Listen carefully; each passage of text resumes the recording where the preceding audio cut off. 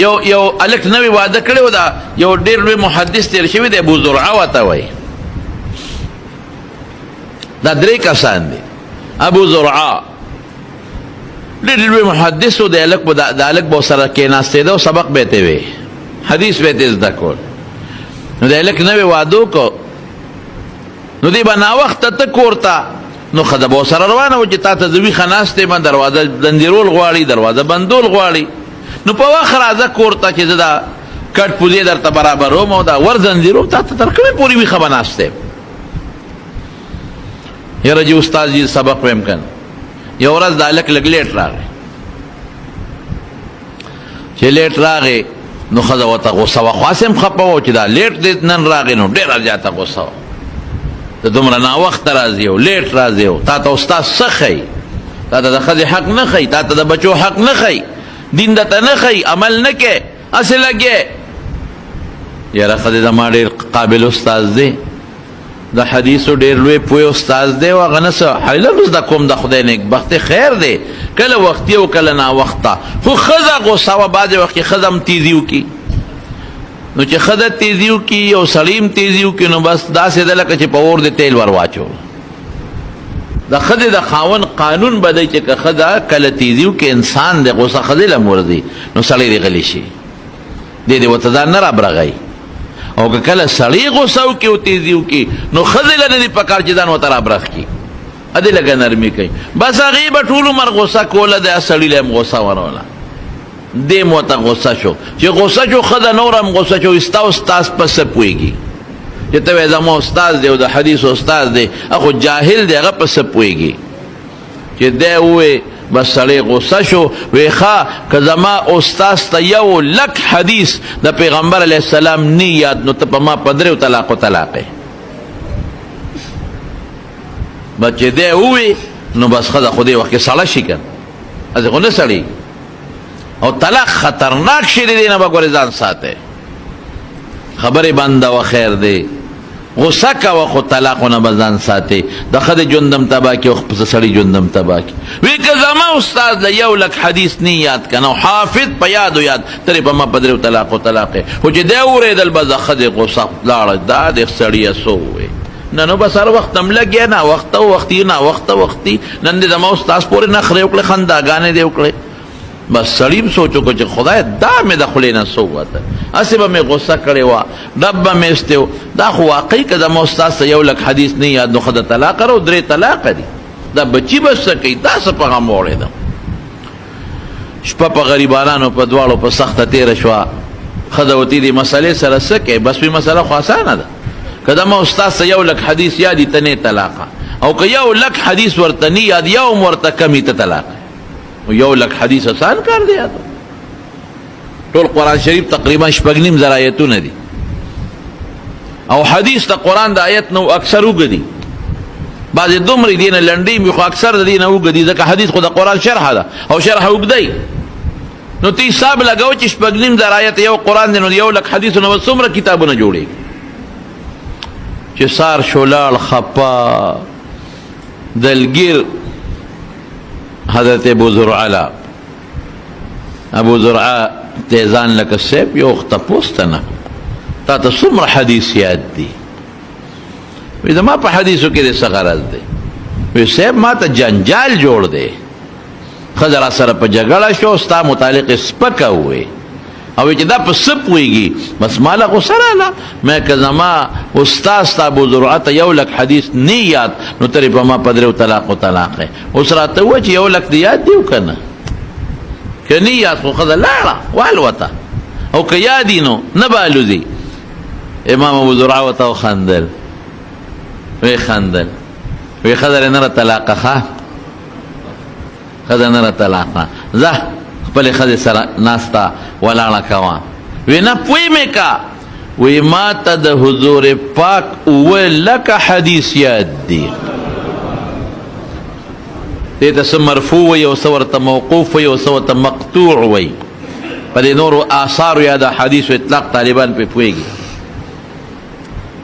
او دا تا چې 1,00,000 وې دا 1,00,000 خو داسې ما ته یاد دي لکه تا ته چې سورت فاتحه یاده ده چې څنګه تا ته سورت فاتحه یاد را دقه سره راته یاد دی وای خواري کړی د اوس کنه نه کړی زمونږ امام بخاری رحمت الله علیه فرمایي وی ما چې دا کتاب یاد لیکلی دی دا ما د 3 لکو احادیثو نه چاڼ کړی دی وی ما ته 3 لک حدیث ته رسول الله مبارک یاد دی 1 لک صحیح او 2 لک غیر صحیح امام احمد ابن حنبل رحمت الله علیه تا 4 لک حدیث ته پیغمبر علیه السلام یادو 4 لک دا خواره کړی دی کدی علماء دی مولیانو خواره نه وی کړی والله کدا دین مونږ ته رسیدلې دی مهنت وکړه دوی خواري وکړه صحابه د پیغمبر مبارک نه زده کړل تابعینو د صحابه نه زده کړل د هغې شاګردانو هغې نه زده کړل او تر اوسه پورې اوس خو د یادو سیسټم ختم دی خو الحمدلله د علماو سره په کتابونو کې احادیث محفوظ پراته دي د طالبان په پیږي ضبط 2 قسمه دي کتابتن او صدرن کله چې غواړي کوم حدیث هغې به د یادو نه او چې کله څوک یو حدیث غواړي الحمدلله زموږ عالم ورته د کتاب نه فټ فټ رسي شي چې ها دا حدیث د پیغمبر مبارک دا خواره علماء کړی دي زما قسم دی په مونږ د علماء ډیر زیات احسانات دي ډوډۍ چې چا درکړه د هغه دومره احسان در باندې نشته لکه د دین یو مسله چې درته وښولو د هغه څونه لوی احسان دی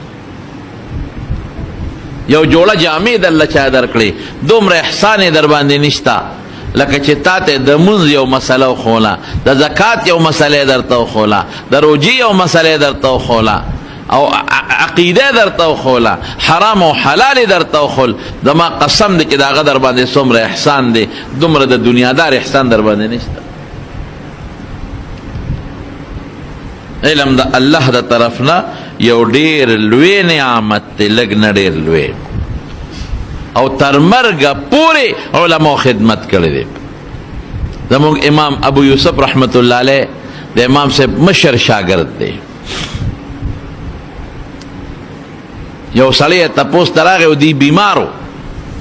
ناجوړو ګوره د ناجوړتیا په وخت کې تپوس کوي د هغه میلمنه یره وی دا شیطانان چې خلک ولي تاسو شیطان ورته وایي اصل کې دا جمره ده جمرات ورته وایي حاجیان چې لاړ شي الله تاسو بوځي نو په لومبۍ ورځ باندې یو شیطان ولي یو جمره غټ شیطان ورته وایي او په دویم او په دریم ورځ درې واړی ولي لاول ارکوټې ویني بیا منځني ولي او بیا اخیري غټ ولي نو امام ابو یوسف رحمت الله علیه د هغه میلمنه تپوس وکړو وی په دې مې پوهې که چې دا جمرات او شیطانان به سړی پیاده ولي پیاده به ولځي او که په سورلی به ځي ولي به کم یو بهتر دی میلمه ورته ویل صاحب ما ته خو پته نه لګي زه خو نیم خبر نو امام ابو یوسف سوچ وکړه وی مسله راته یاده شوه وی په لومبۍ ورځ باندې چې کله ولي د اختر په لومبۍ ورځ نو په سورلی دی وله لاړ شي او په دویم او درېیمه ورځ چې ولي نو پیاده دی وله لاړ شي نو هغه هلک ورته وي صاحب د دې دلیل څه دی امام ابو یوسف ورته وی چې نبی کریم صلی الله علیه وسلم د اختر په لومبۍ ورځ چې شیطان ایشتی دی نو په سورلی وله تللی دی معلومیږي دا چې دا لومبۍ له په سورلی تلل افضل او غوره دی او د اختر په دویم او په درېیمه ورځ چې شیطان ویشته دی نو پیاده وله تللی دی نو معلومیږي دا چې دا په دویم او درېیمه ورځ پیاده ویشتل بهتر دی مسئله وښوله او شاګرد ته بار راووته او چې څنګه بار شاګرد راووته نو جړا شوه